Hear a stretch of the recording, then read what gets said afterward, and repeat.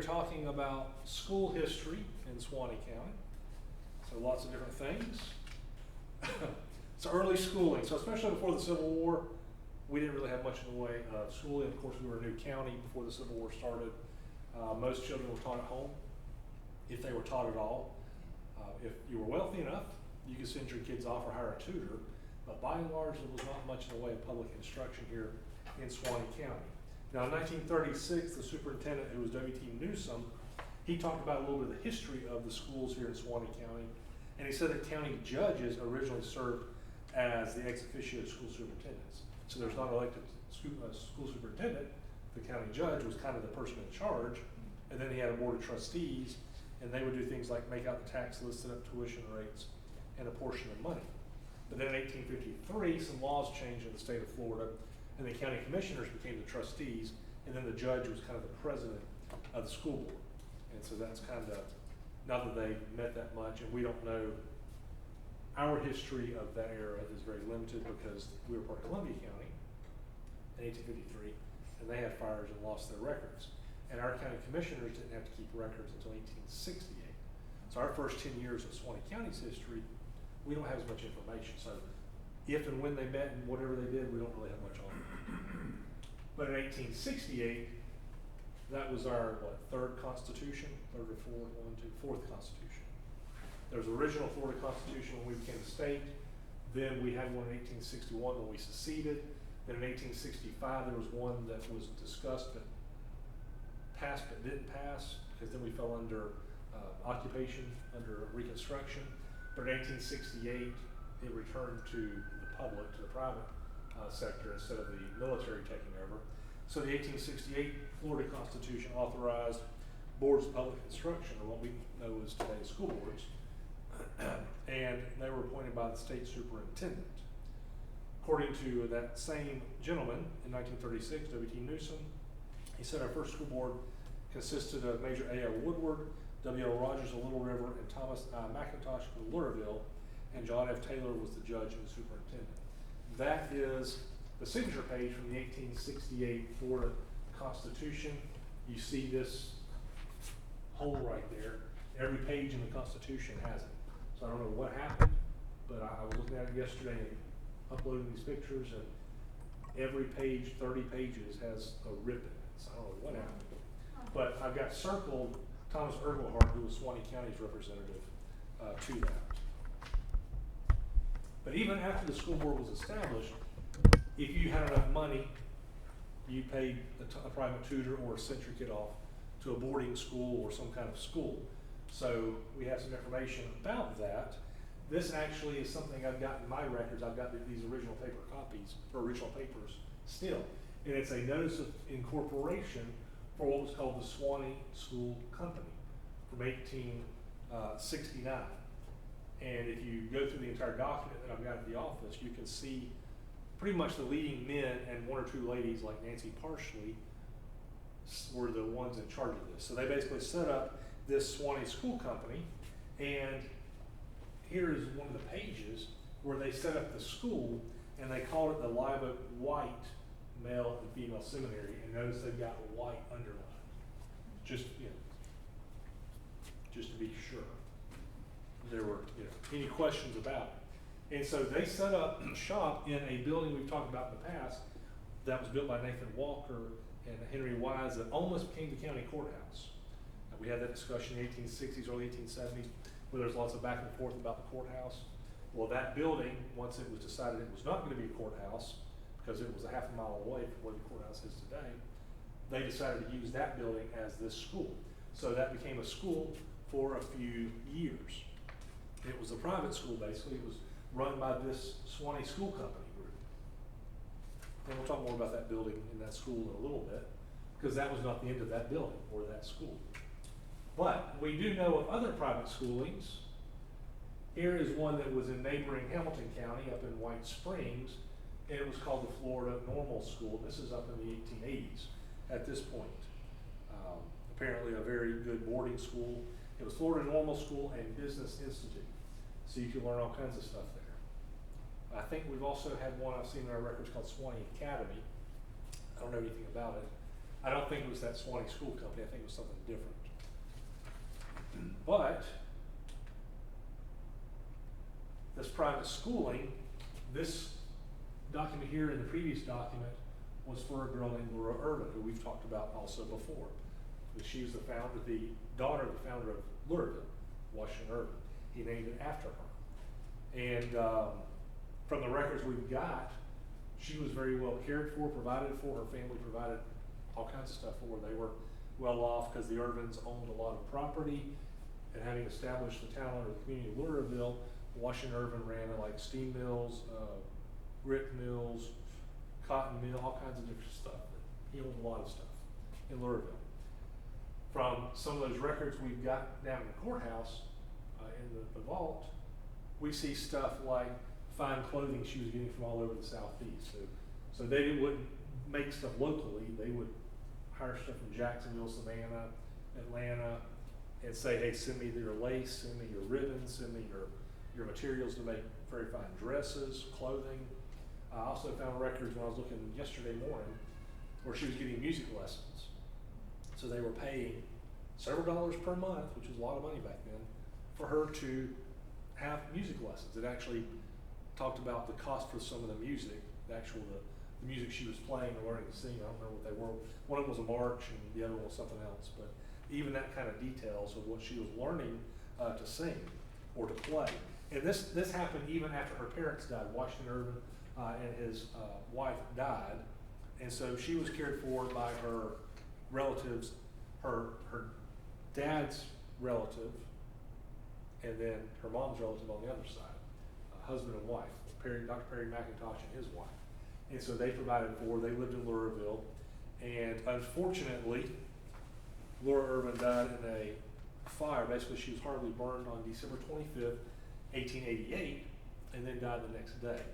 That letter was written on December 24th from her boarding school up in White Springs. Basically, I'm assuming this was one of her teachers or the lady over the boarding school, basically saying, hey, here's the amount you owe me for Laura's board, and I trust she's doing well, give her my love. That would not have arrived before she had died. So, just kind of, I saw that months and months ago when I was going through it. It's like, oh, that's really sad. So, she was only 15. But her family was well off, so she was able to do private schooling and boarding school.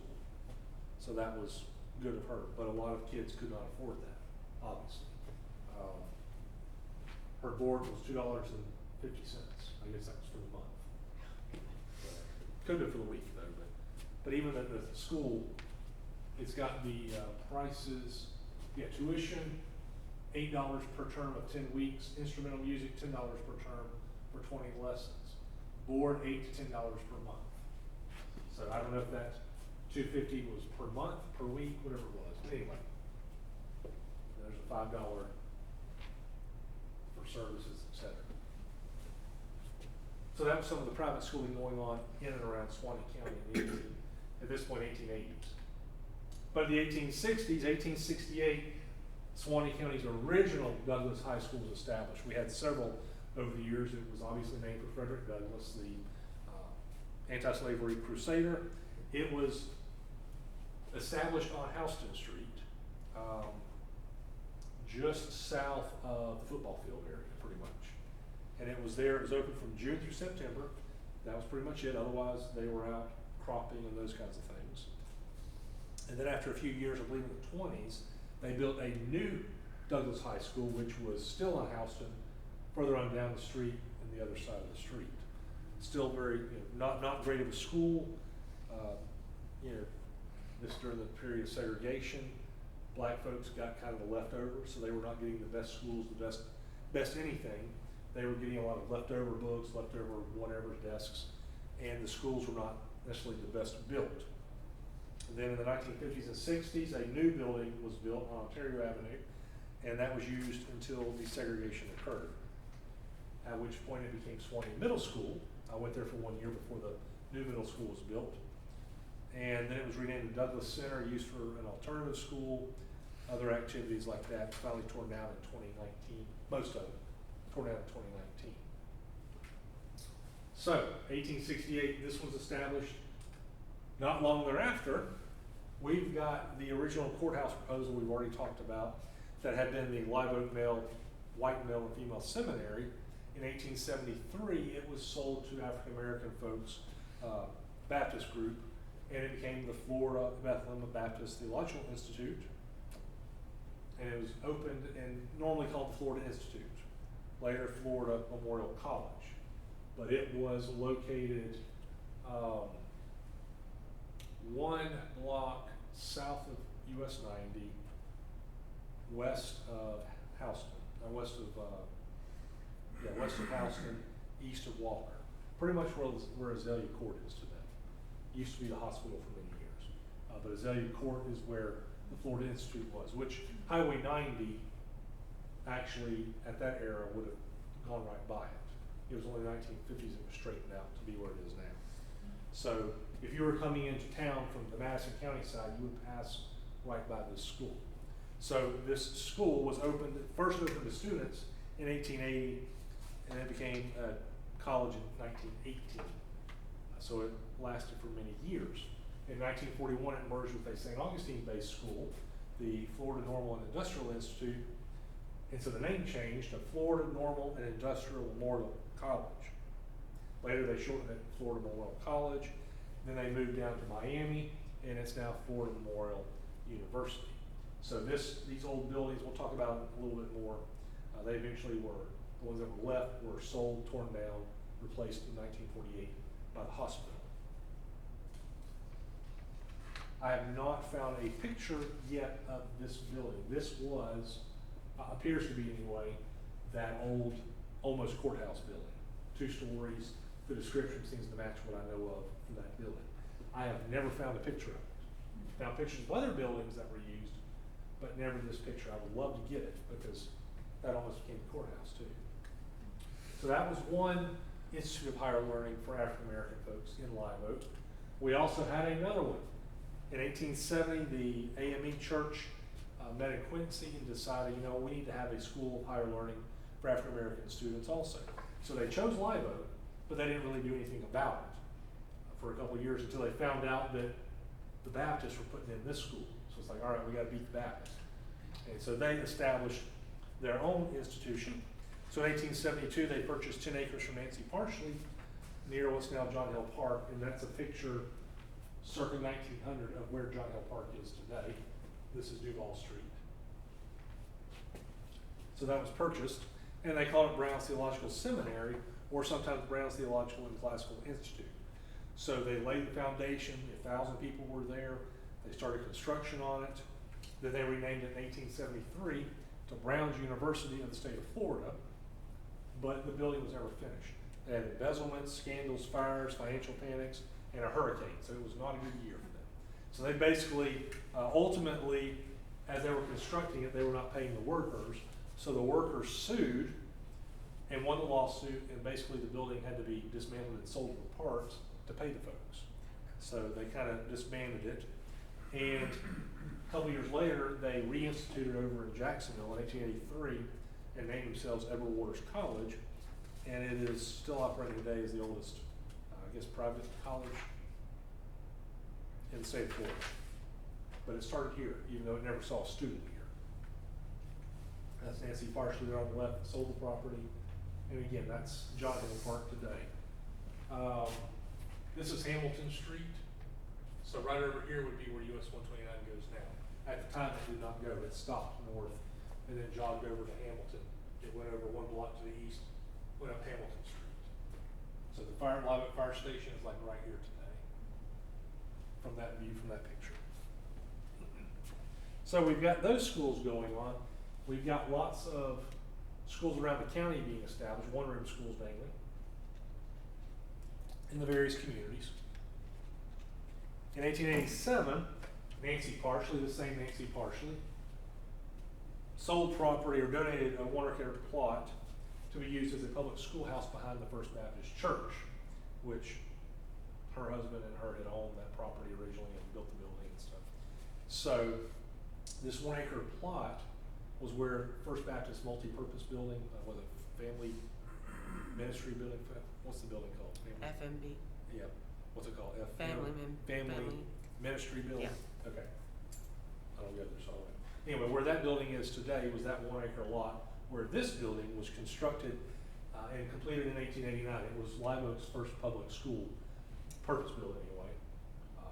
Big school, good sized school for the time. Money was tight. This actually is a picture after they had added on back here. This was an addition to the main structure. And it was run as Live Oak School until it was replaced in 1916. So that's the school in Live Oak, which had all kinds of grades in it. But again, there were other schools out and about in the county, and by the early 1900s, they're starting to change a little bit. Over on the left, these are both from 1908 pictures, but the one on the left is one of the old schools, old, very plainly built one-room schools. Well, they started to consolidate a little bit as vehicles started to become more common, and then they would rebuild or add on, and the building started looking more like that, 2, 3, 4-room schools. In a lot of cases, there are still some one-rooms, still one-rooms. It'd be another 50 years before they shut down the last one-room school in Suwannee County, but more than we're going to 2 or 3 classrooms. We also had, in 1905, we had a business school established in Live Oak called the Southern Business College. And it was run by a guy named L.M. Hatton from Tampa. And it was located on the 2nd floor of the Dexter block, what was called the Dexter block at that time, which is now just north of where Susie's was, or is, what's left of Susie's, on Connor Street and Ohio Avenue on that, just south of the railroad tracks. It's a one-story building. In this era, it was a 2-story brick building. So they ran this business college, and it said in the article that both men and women came. They went to become bookkeepers, stenographers, bank clerks, telegraph operators, and commercial teachers. So that's a picture from 1908 also. It's a very poor copy from the newspaper, but showing some of the students of that school. But they were in high demand at that point. And that building they were in burned down in the 1930s, 1934, I believe, and it was rebuilt as the 1-story building that's there today.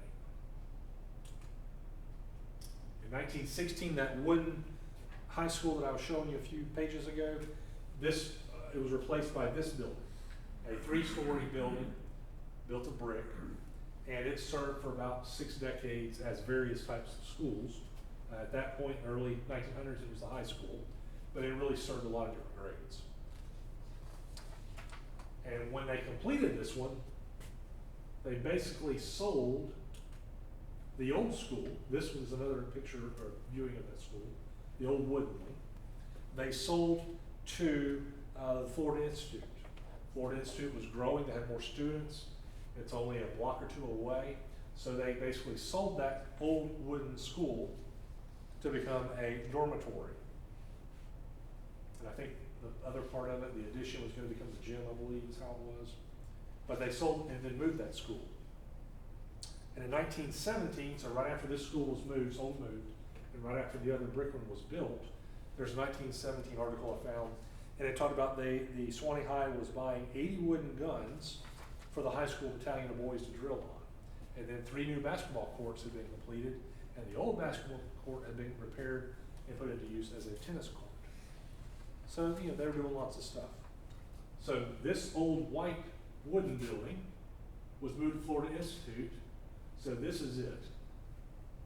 And when I first saw this picture 20 years ago, it's like, that's the old white high school. But then years later, I learned, okay, this is what happened when I found those newspaper articles. It had been sold and moved.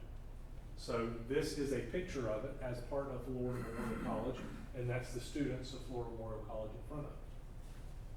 So you can see the majority of the building minus the back portion,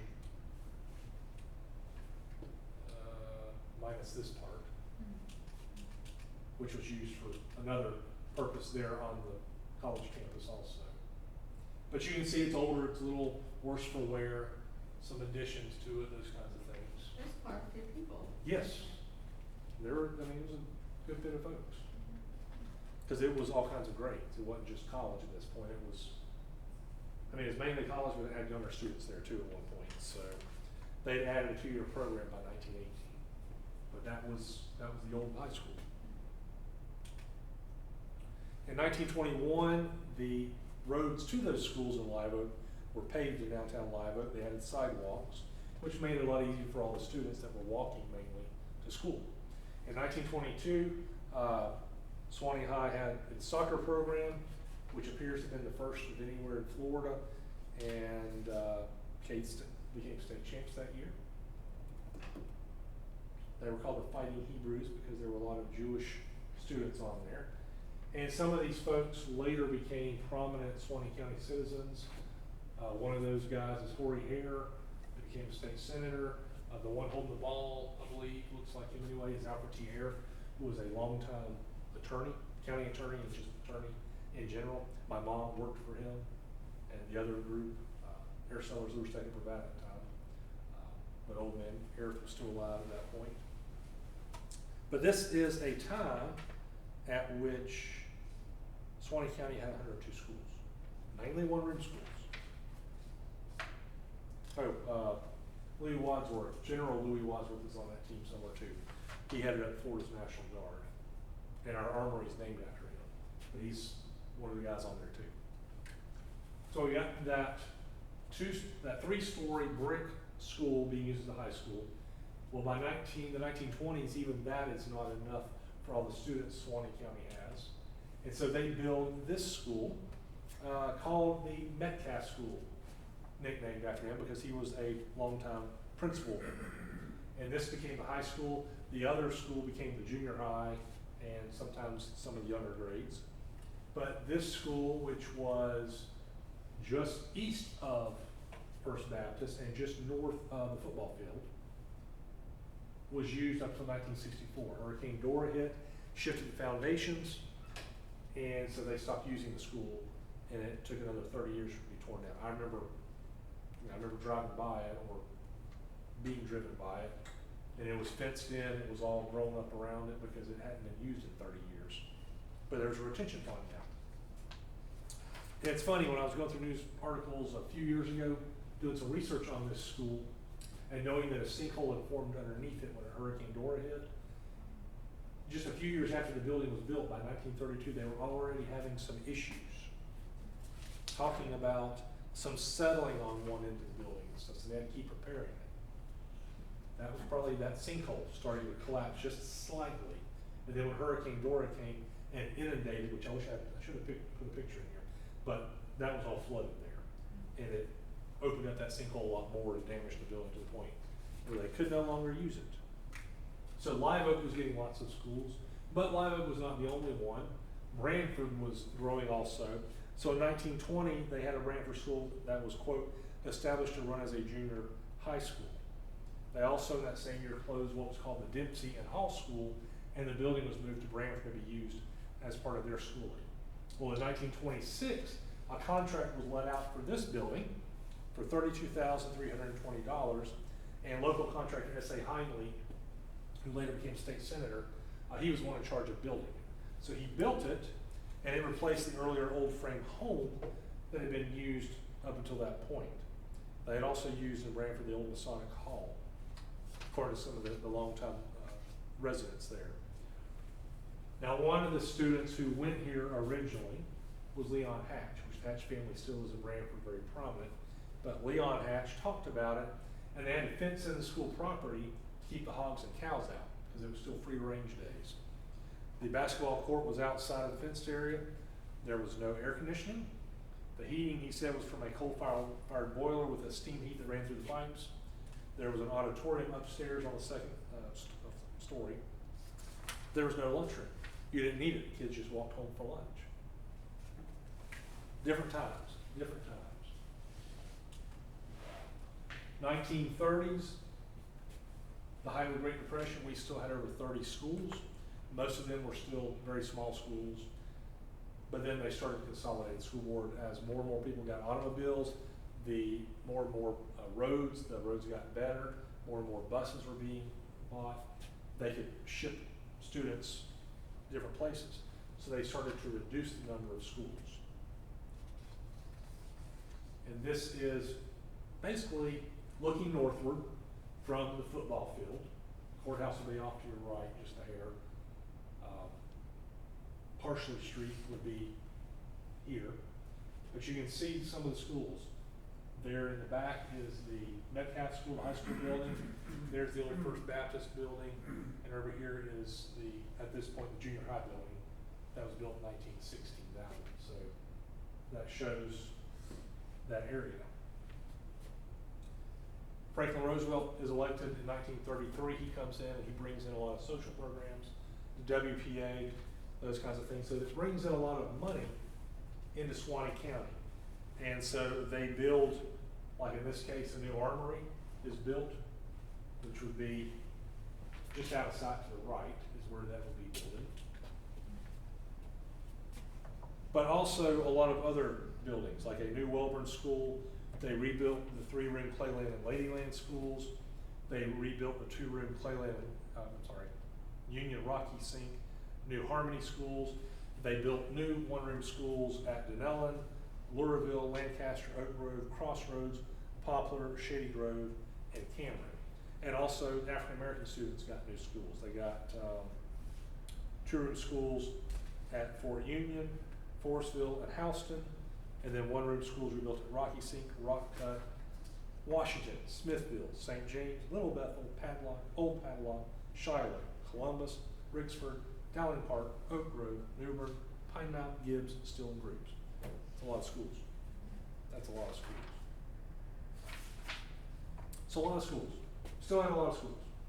In 1935, 3 of the schools, Ladyland, Clayland, and Lancaster, were ordered to be torn down as part of this revamping, and basically new schools were going to be erected. And what they did was they salvaged materials from the old schools to build the new ones, which were still out of wood. They also expanded the Branford School that had only been built about 8 years before. So this shows the expansion in 1935. Some more classrooms, those kinds of things being added on. The first FFA, Future Farmers of America, in Suwannee County was established in 1936 in Branford. I didn't have a picture of that. So you see the Suwannee County chapter in Live Oak that was established 9 years later. This is from 1950. It's when they went to the National Convention. So some of the folks in here, Benny Hutchison, Laban Fletcher, Donald Turman, Charles Thomas, Reese Mills, who was the adult there in the middle, Bootsy Johnson. The front had Luther Vaughn, Doyle Connor, and he became, the guy in the center, became Department of Agriculture Commissioner for years, like decades. And then the bottom right is Donald Birch, who became a doctor. He just died a couple years ago. His wife was Betsy Craps, Dr. Birch. So they were national champion type stuff. 1936, as part of this new WPA project, a new Pine Mountain McAlpin School was authorized. It would contain 6 classrooms, a library, and an auditorium that sat 400 people. It was T-shaped, and the description in the newspaper article said that the classroom section formed the upper right stem of the letter, the auditorium would be the extension to the left, and the library and principal's office would be to the right. So it was dedicated in October of 1938. S.A. Hiley, at that point a state senator, was there for the dedication ceremony. And this is the picture from the 1938 newspaper from October 7th. So that's Sid Hiley there. Let's see what he looks like with some of the other distinguished guests. See a picture of Franklin Roosevelt there in the back. That building still exists. It's actually owned as a private home slash convent, I guess, the best way to put it. A religious order lives there too, along with some folks. That same year, 1938, there was a listing of the schools, and that they were broken up into 27 districts, 2,813 students, and of these districts, Live Oak had 1,092. So over a third of students were just in Live Oak. Central had 85, Welborn Junior High had 273. I can go through, I've got 3 pages of it. Branford had 446, O'Brien 112. Pine Mountain had 146. I mean, some of these only had like, in their whole district, 6 people, 6 students, 7 students. So you got 1,000 students down to 6 or 7 students per district. But I won't read all those off. But Live Oak especially keeps growing. More and more students are moving into Live Oak. So they need to build a new primary school. So in 1938, the school board met with an architect and they determined the type and location, and they decided to put it close to already their schools. And so what they decided to do was put it on the east side of the football field. They'd already used the north side and the northwest side, excuse me. So they decided to buy up some property on the east side of the football field and built this new school. Took a few years, because they had to buy up all those properties. It took a couple of years just to buy the properties, the various properties, and close the street, and those kinds of things. But in December 8th, 1942, the building was almost complete, and they decided to name it after a long-time teacher, Nettie Swinton Baisden. She'd been teaching since 1907, so by this point she'd been teaching for 35 years. And the funny thing is by 1949, when they have an addition to that school, she's actually the principal of the school named in her honor. It's kind of cool. That building was finally torn down in 2016 to make way for parking and some other things. But it was built, first part built in 42. They had to add on very quickly, so in 49 they added on a whole other wing. And when I was growing up, it was the old school board office, way back. And then we used it for storage, these kinds of things. All right, after World War II, 1947, we've got Florida Memorial College, since they have now moved to St. Augustine in that area. They merged the St. Augustine-based unit, so they have moved out of Live Oak, so they've still got buildings left over. And so they put those up for auction, everything but the president's home, to the highest bidder. And the description says they had a large 3-story stucco school building, a 1 2-story stucco school building, 1 2-story wooden residence, and 1 1-story administration building. Now then, I know of at least 2 fires at the college that burned down a couple of buildings. I'm not sure exactly which building it's talking about. It may still be talking about that old high school building that had been the white school that became the Florida Memorial College School building. It could be talking about that original courthouse building. I don't know. I'm just not sure. Probably one of those is it, but I just don't know which one it is. But they were sold. They were torn down to make way for the Suwannee County Hospital. So this is a picture from the 1940s showing the schools in Live Oak anyway. So you've got Parsley Street here. You've got Houston Street here. Up here would be 90 Howard Street. So there's First Baptist. There's the old 1916 school. There is the high school. There is Nettie Baisden with its addition. There's the armory. There's the football field, bus garage, parking, that kind of stuff. Yeah, those kinds of things. So that's showing the Live Oak schools all right there together. They continued adding on to these buildings. There's several other buildings back here that were not original. So they added buildings for agriculture, band, home economics, industrial arts. But even this was not enough schools, because by 1948, they're holding classes 5 days a week in the armory, 2-story building. They basically use, I believe, the upstairs building. They're using that until they can build on that addition to the Nettie Baisden School. Branford was overcrowded, but then they added 4 new classrooms, a new principal's office, and 2 storage rooms. So they were adding on to Branford because they were getting overcrowded also. 1948 also saw authorization by the school board to close the last of the 1-room schoolhouses in Suwannee County. It was difficult to find certified teachers. It was difficult for the kids to get the knowledge because you've got, first grade through 12th in one school. That made it difficult to get the right kind of educational opportunities. And then the expense of transporting those 5 or 10 kids by bus to that school. So they said, we're done with the 1-room schools. So they said no to those. There were a few schools that got saved. Falmouth, Dowling Park, and New Harmony had been one-room schools, but because of the shutting down of the other one-room schools, they now became two-room schools. So they were okay for now. They got enough new students they had to add on and did not have to shut down. But schools still were being shut down. In 1950, the old Central School, which was 6 miles east of McAlpin, it was destroyed by fire. It seems to have been arson. It had recently been purchased, it shut down as a school and been purchased by the Church of Christ and some folks. According to what I've heard in the stories, not everybody liked that, and so it was burnt down. But it burned either way. The same year saw the schoolhouse of Louisville being sold to the county commission and became a voting precinct and community center. In 1951, the Orange, Dowling Park, and Baxter schools were discontinued, and those students went to Clayland, which was getting a new building, 6-room building, that was constructed. The Webster and New Harmony schools were closed, and those kids could either go to Live Oak or Playland, depending on where they lived.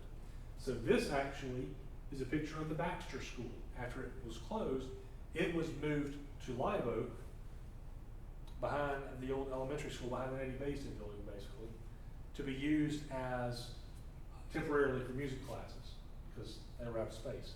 So they basically moved this entire one-room school from Baxter up to Live Oak. And as the joke said, the guy said, Lloyd Perry said, I went to work one morning and had to rub my eyes because there was a school building I didn't know was on the campus. One day it was there, it wasn't there, one day it was. So it's temporarily used for music classes. In 1953, the school board added a cafeteria to the Live Oak schools. So up until that point, again, you would walk home or bring your lunch. But they decided we've got all these schools downtown, not everybody is close enough to go home, so let's build a cafeteria. So they built that in 1953. The meal started out at 20 cents, and that included a pint of milk, or half pint of milk. So that building still exists. It's used by the quarterback club and also as the Bulldogs as their locker room. So it's been around for 70 plus years, and it's still there, beside the genealogical building, which used to be the band building, I believe. So this is a 1954 picture of the white schools. And again, you can see football field, Parsley Street, the junior high building, which had been the 1916 high school. That was the high school at that time, the Metcalf School. Nettie Basin with its addition there. There's the armory that they've been using some of the time. There's the new cafeteria. Yeah.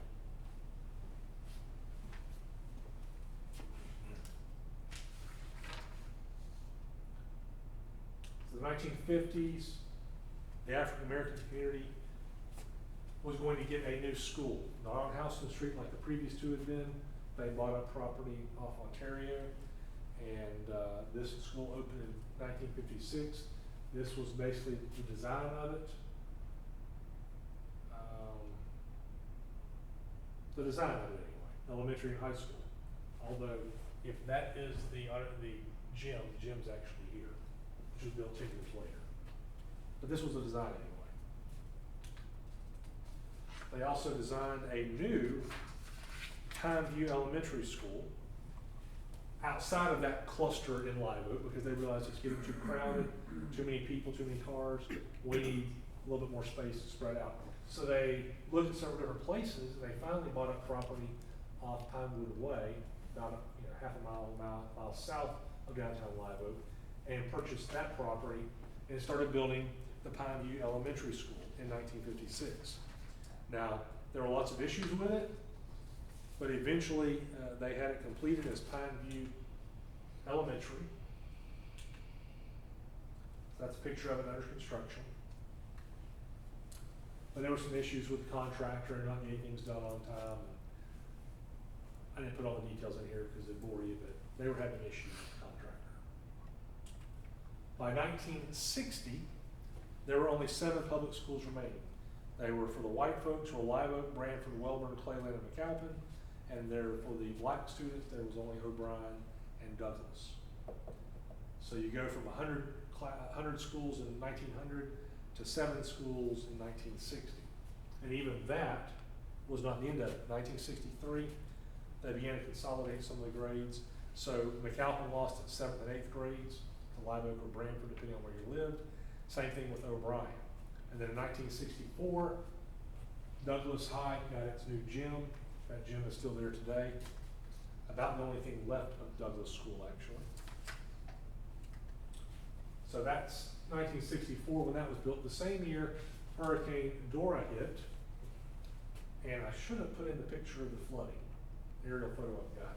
But that building was rendered unusable, and so when they resumed school, which it took a couple of weeks, they were off from school, a week, sorry, excuse me, not 2 weeks, 1 week. They were out of school, and when they resumed school, they couldn't use this building, so they used First Baptist Church, the old armory, and pretty much wherever they could shove students until they could make a decision. So what they decided in November, which Dora hit in September, so in November the school board decided that grades 4 through 6 and the junior and senior highs would move to the new Pineview Elementary School, and then grades 7 and 8 would be at the present site until a new elementary school was completed. Then they were going to rebuild the Branford School. That was going to cost a lot of money, so a bond was issued in 1965 to build new schools and or replace, repair those that had been damaged. So again, this high school was unusable after Hurricane Dora in '64.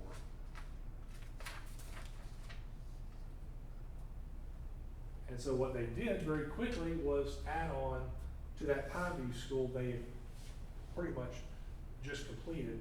They needed to add on to it to allow more space, and they also built a new Branford School. In April, McAlpin was consolidated. In 1967, the Clayland and Welborn schools closed.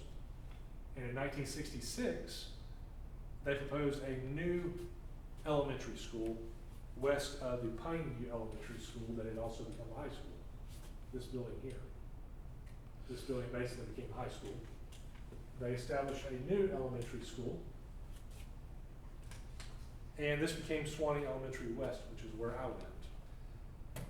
And then it became Suwannee Intermediate, and now I believe it is Springcrest Elementary. And so at the same time they built that school, they were also establishing the Suwannee Hamilton Vocational Technical Center, which became River Oak College in 2015. Now this is the Clayland School, picture from 1950 before it shut down. In 1965, you got desegregation occurring. 74 black students asked for assignment to white schools in the 65-66 school year. So that's when desegregation started. Douglas High continued to operate as a black school until 1969, when it was shut down as a black school. Total integration was completed, and that school became Suwannee Middle School.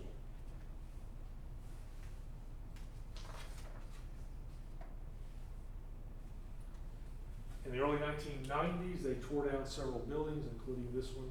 I need to change that. It's the third time I'm showing you the same picture. Several downtown buildings, including the old high school and the old junior high school, were torn down.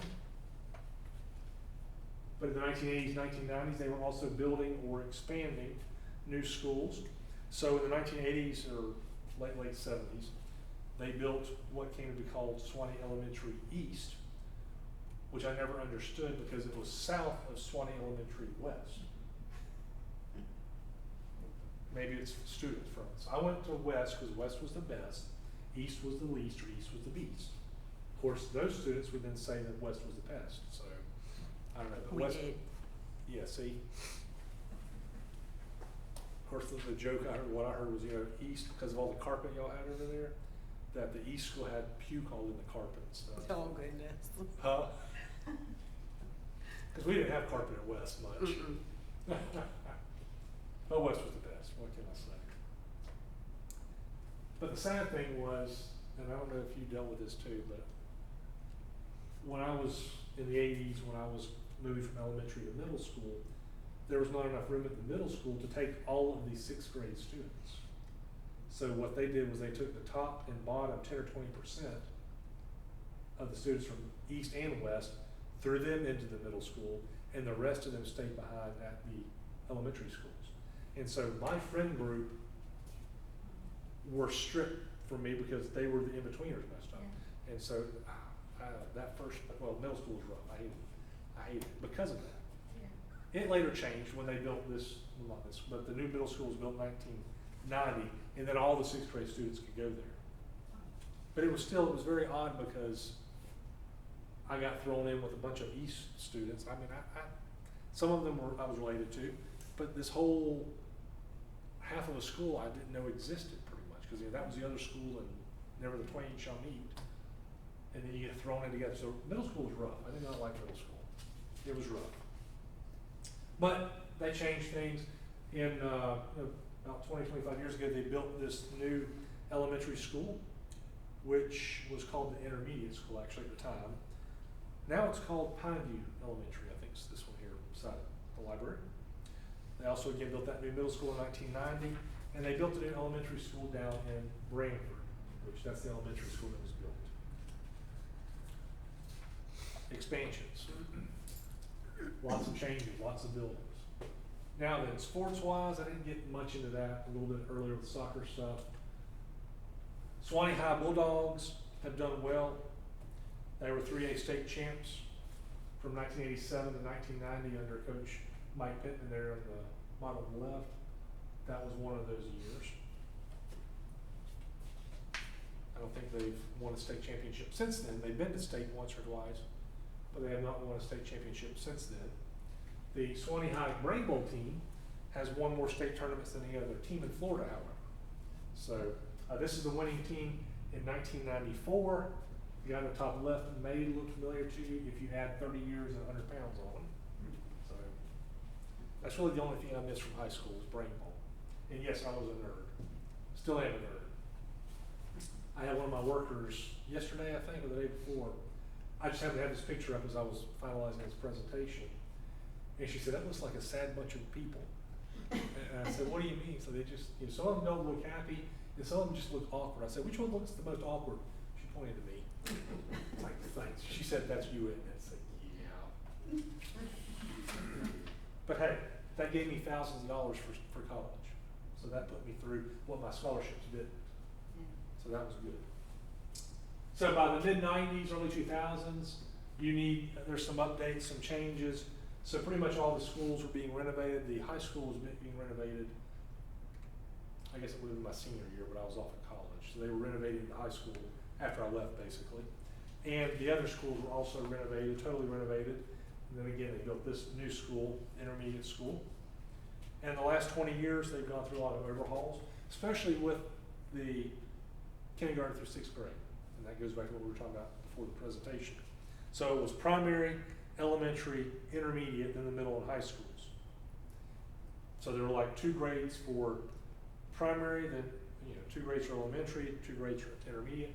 So some parents were having to hit 3 schools, and it was a mess for the school board and the school buses.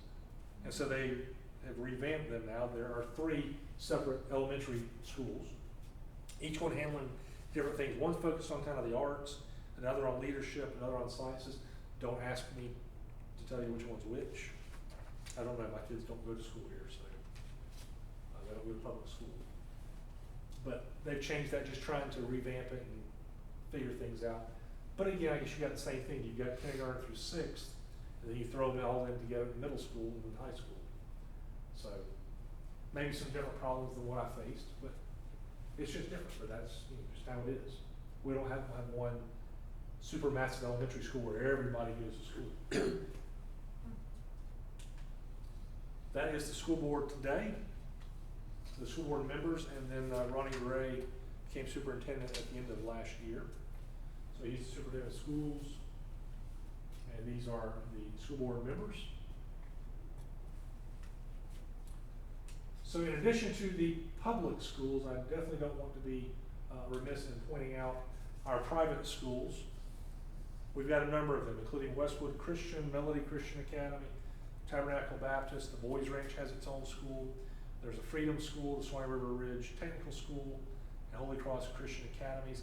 There may be some more, those are just the ones I knew about. And some of these have operated for decades. Some of them are relatively new, 10 or 15 years. But some of them like Westwood's been operating for 30, 40 years. So there's some of those schools there. Westwood at the top left, Tabernacle top right, Melody Christian bottom right, and Holy Cross bottom left. Also a large homeschool community and cooperative. So our kids were in a lot of homeschooling and cooperative schools growing up. And so it's not like you sit at home and that's the only interaction you have. I know that's kind of the idea people have out there. But no, we were busy and we had cooperatives. So basically a lot of homeschoolers would get together. This mother or this parent would teach this thing, this one would teach this. So you've got 10, 15, 20, 30 students together. So it's not one-on-one always. It was some one-on-one. They did lots of field trips, lots of things the public schools can't afford or just don't do today. So I'm not pushing it necessarily, but it's got its ups and downs just like anything else. So that is in just under an hour. The school system. Next month, getting close to the end, we've got non-railroad transportation. I've already talked about railroads in one presentation. This will be the other kinds of transportation, steamboats, ferries, those kinds of airports, those kinds of things. So, appreciate it. Any questions? Thank you very much. Thank y'all for coming, I appreciate it. Thank y'all for being regulars too. Yes, sir. It's good to have y'all. Oh, we're getting close.